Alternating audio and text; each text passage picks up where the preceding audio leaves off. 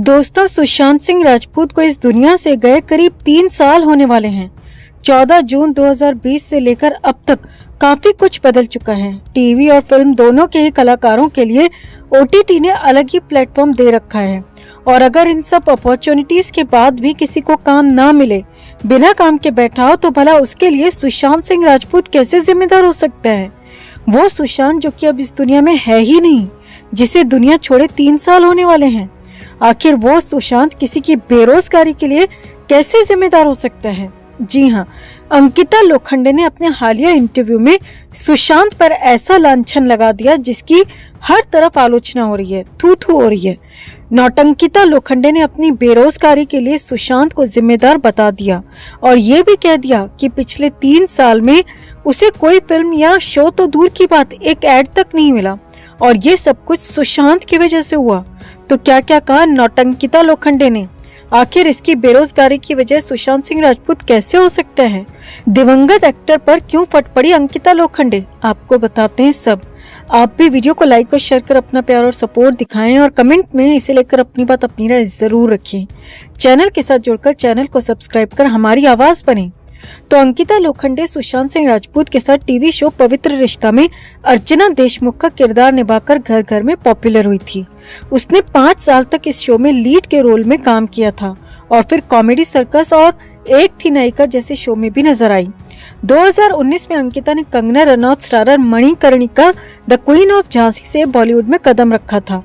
इसके बाद उसे बागी 3 में भी देखा गया, लेकिन उसके बाद से अंकिता लोखंडे को कोई काम नहीं मिला और अंकिता ने इसका सारा ठीकरा सुशांत सिंह राजपूत पर फोड़ दिया। दरअसल नौटंकिता ने हाल ही में एक इंटरव्यू दिया है और इस इंटरव्यू में अपनी एक्टिंग जर्नी के बारे में बात की है। अब अंकिता ने इस दौरान बहुत सारी बातें कही, मगर जो इल्जाम सुशांत पर लगाया वो सोच और समझ दोनों से परे है। दरअसल अंकिता से पूछा गया कि मणिकर्णिका और बागी 3 के बाद से अब तक छोटे या बड़े पर्दे पर क्यों दिखाई नहीं दी, तो इस पर अंकिता ने कहा कि मैं खुद इस बारे में सोचती हूँ कि आखिर ऐसा क्या हो गया, मेरे हाथ में उसके बाद से कोई प्रोजेक्ट क्यों नहीं आया। अंकिता ने कहा, साल 2019 में मणिकर्णिका की रिलीज के बाद मुझे 4 प्रोजेक्ट्स ऑफर हुए थे और चारों ही पीरियड ड्रामा थे। मैं 4 में से 2 के लिए हाँ कर चुकी थी। मेरी पेमेंट तक तय हो गई थी, सब कुछ स्मूथ जा रहा था और शूटिंग 2020 के मार्च में शुरू होने वाली थी, मगर सडनली कोरोना आ गया और प्रोजेक्ट डिले हो गया। अंकिता ने आगे कहा, प्रोजेक्ट डिले हुए थे मगर मैं उनका हिस्सा थी। मुझे क्लियर बताया गया था कि जब भी शूटिंग होगी मैं उसका पार्ट रहूंगी।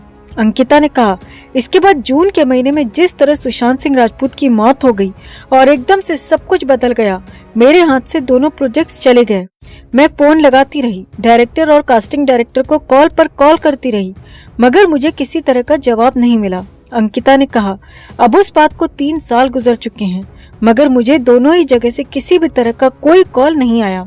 अंकिता ने कहा, मुझे लगता है कि सुशांत की मौत के बाद मेरे साथ ऐसा सलूक किया गया।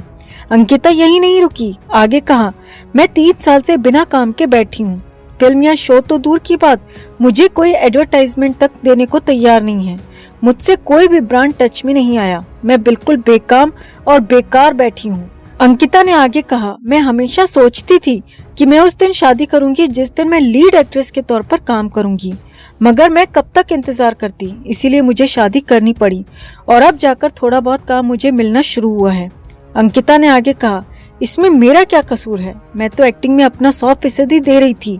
अगर सुशांत की मौत हुई और ऐसे सर्कमस्टेंसेस में हुई तो इसमें मेरी क्या गलती है? मैंने तो हमेशा सुशांत और उसकी फैमिली का फेवर किया और सपोर्ट किया, मगर सुशांत के फैंस ने मुझे ही गुनहगार बना दिया। मेरी इमेज ऐसी बना दी कि जैसे मैं कोई वैम्पायर हूँ। अंकिता ने आगे कहा, मुझे लगता है कि यही वजह रही होगी कि मेरे हाथ से दोनों प्रोजेक्ट्स चले गए। प्रोड्यूसर और डायरेक्टर ने मेरा कॉल उठाना भी बंद कर दिया। अंकिता ने कहा, मैं 4 साल से बिना काम के रही हूँ। एक एक्टर के तौर पर पर्दे से दूर रहना किसी सजा से कम नहीं, लेकिन मैं रही। मैं लंबे समय तक एक ट्रॉमा में रही, दर्द और तकलीफ सब सही और बहुत सारे इल्जाम भी सहे। अंकिता लोखंडे ने यह भी कहा कि वो काम मांगने में यकीन नहीं रखती।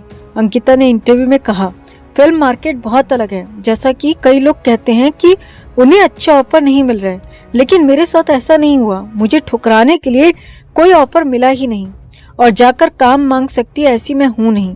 अंकिता ने कहा, मणिकर्णिका के बाद अपने हाथ में कोई तलवार नहीं ली और ईमानदारी से कहूँ तो मेरा कोई गॉडफादर भी नहीं है जो मुझे आगे बढ़ा सके। मैं टैलेंटेड थी, ये मैं जानती थी, लेकिन आपके पास आनी तो चाहिए कुछ चीजें मना करने के लिए। मेरे पास ऑफर्स आए ही नहीं। 2 ऑफर्स आए लेकिन वो बिना कहे मुझसे छीन लिए गए। अब यहाँ पर वर्क फ्रंट की बात करें तो 2022 में अंकिता ने पति विक्की जैन के साथ मिलकर रियलिटी शो स्मार्ट जोड़ी जीता था। उसकी 2 फिल्में द लास्ट कॉफी और सावरकर जो इसी साल बड़े पर्दे पर आ सकती हैं। फिलहाल तो नौटंकिता खुद के बेकाम होने का जिम्मेदार सुशांत सिंह राजपूत को मानती है। तो आपको क्या लगता है दोस्तों, क्या वाकई में अंकिता को सुशांत की वजह से काम नहीं मिला या फिर अंकिता के बिना काम के रहने की वजह खुद अंकिता लोखंडे ही है? आप भी अपनी बात अपनी राय कमेंट में जरूर रखें और वीडियो को लाइक और शेयर कर अपना प्यार और सपोर्ट भी जरूर दिखाएं। तो सतीश कौशिक का जाना भले ही कई लोगों को सामान्य लग रहा था, मगर दिल्ली पुलिस को पहले दिन से कुछ न कुछ झोल इसमें नजर आ रहा था। इसीलिए तो दिल्ली पुलिस इस मामले की जांच अपनी तरफ से लगातार कर रही थी और जांच करते करते फार्म हाउस भी पहुंची, वहां रेड भी की और वहां बहुत कुछ बरामद भी हो गया जो सिलसिलेवार तरीके से आपको समझना चाहिए। दिल्ली पुलिस ने साउथ वेस्ट दिल्ली स्थित ब्रजवासन के उस फार्म हाउस पर रेड मारी थी और वहां छानबीन शुरू की, जिसमें आखिरी बार पार्टी मनाने के लिए सतीश कौशिक गए थे। अब वहां पर कई लोगों से पूछताछ हुई, कई तरह की बातें भी हुई और जो मैनेजर सतीश कौशिक को अस्पताल लेकर गया था उससे भी बात हुई। हालांकि शुरुआत में सब कुछ सामान्य लग रहा था, सभी के बयान भी सामान्य थे, सभी की हरकतें भी सामान्य थी और ऊपर से सतीश कौशिक का जो पीएम किया गया उसकी प्राइमरी रिपोर्ट जो आई थी वो भी सामान्य थी और रिपोर्ट में ये भी बताया गया कि दिल की धड़कन रुक जाने से सतीश कौशिक ने दुनिया छोड़ दी। शरीर पर किसी तरह के कोई निशान भी नहीं थे, यानी कि मामला सब कुछ सामान्य था। लेकिन दिल्ली पुलिस को यकीन नहीं हो रहा था, इसीलिए जांच जारी थी, खोजबीन चलती रही। अब अचानक से दिल्ली पुलिस को इस मामले में ब्रेक थ्रू मिल गया। जी हाँ, उसी फार्म हाउस से दिल्ली पुलिस को कुछ गोलियां मिली हैं और ये गोलियां बहुत बड़ी साजिश का इशारा कर रही हैं। असल में दिल्ली पुलिस को 2 तरह की गोलियां उस फार्म हाउस से मिली हैं। पहली गवाह परफॉर्मेंस बढ़ाने वाली दवा है जो कि बड़ी मात्रा में मिली है, तो दूसरी गवाह नींद की गोली है। अब ये नींद की गोलियां कुछ मिली होती या 2, 4 या फिर 10-20 गोलियां भी मिली होती तो मामला संदिग्ध नहीं लगता, मगर ये भारी संख्या में मिली हैं, इसीलिए दिल्ली पुलिस का भी सिर चकरा गया है। जी हाँ, दिल्ली पुलिस को कई सारे पैकेट्स में ये दवाएं मिली हैं और इसका अब एंगल निकाला जा रहा है, क्योंकि कहानी ये है कि इन दवाओं में से एक दवा लेकर इंसान जागता रहता है, उसकी परफॉर्मेंस इतनी ज्यादा बढ़ जाती है कि वो सोने के बारे में कई दिन तक नहीं सोचता, और दूसरी दवा नींद की है, यानी कि जिसे खाने के बाद तुरंत इंसान सो जाता है, सोता ही रहता है। तो दोनों तरह की दवा मिलने से मामला संदिग्ध नजर आ रहा है। अब दिल्ली पुलिस सूत्रों का कहना है कि इस दवा से दिल की धड़कन भी बढ़ जाती है, धड़कन अनियमित भी हो सकती है और दिल पर खासा जोर पड़ता है, पंपिंग में भी दिक्कत होती है। लिहाजा ये दवाएं यहाँ क्यों लाई गईं? इनका क्या काम था पार्टी में? और क्या पार्टी से पहले परफॉर्मेंस वाली दवा लेकर कुछ ज्यादा देर तक एंजॉय करने के बाद फिर नींद की दवा ली जाती थी ताकि आराम भी किया जा सके? अब कुछ जानकारों का ये भी कहना है कि कई बार इन 2 दवाओं का मिक्स कॉकटेल भी कई लोग एक साथ में लेते हैं, जिससे दोनों तरह की हरकत शरीर में होती है, यानी कि शरीर को नींद भी आती है और दिमाग जागे रहने के लिए कहता है, क्योंकि दूसरी दवा भी वहाँ पर ली गई है, यानी कि एक तरह से इंसान अलग दुनिया में पहुंच जाता है।